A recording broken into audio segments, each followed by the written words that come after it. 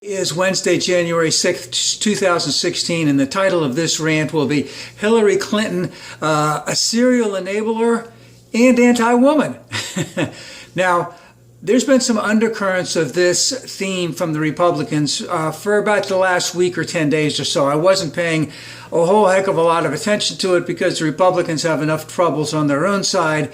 And Iowa is coming up fairly soon. Don't know why they're coming into this. And then it struck me, that this is the perfect scam for them to pull before Iowa. Now, I'm going to get into the serial enabler and anti-woman in just a second.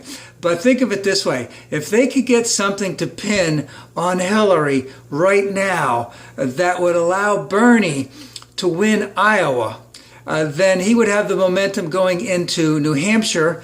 And if he won New Hampshire, then he'd have the momentum going into South Carolina. Now remember, right now Hillary is ahead in Iowa, but it's behind in New Hampshire. If she were to take Iowa by a good margin, she could go into New Hampshire and possibly win that. And then who knows what might happen in South Carolina. Now, why do the Republicans want to do it now? Well, because they'd much rather run against Bernie. Now, let me just make an example. If Bernie was to run against Trump, you'd have two people who are on complete opposite sides of the spectrum, completely different. Trump, much well known. Bernie, not so much so. I believe Bernie's like 4 or 5 years older than Trump. Trump being about 69, Bernie being about 74.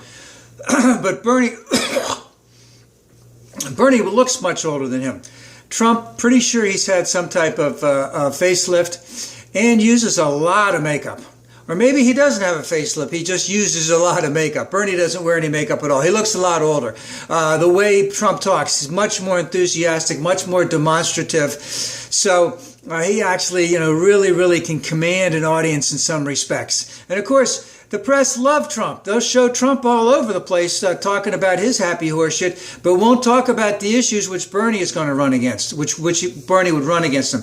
And of course, if Bernie wins, the Republicans would go after Bernie under two things. Number one, they would go after him as a socialist. So they would wreak all over the place what a terrible world America will become if Bernie ever becomes.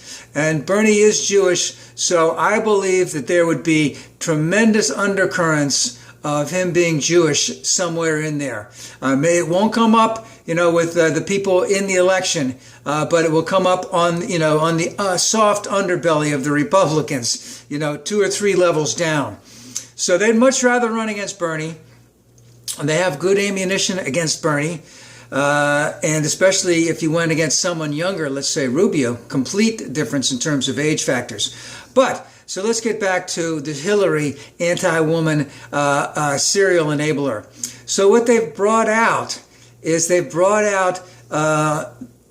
Bill's sins from the past, let's just say, and have strongly implied that there is a tremendous amount of complicity on the part of Hillary in all of this.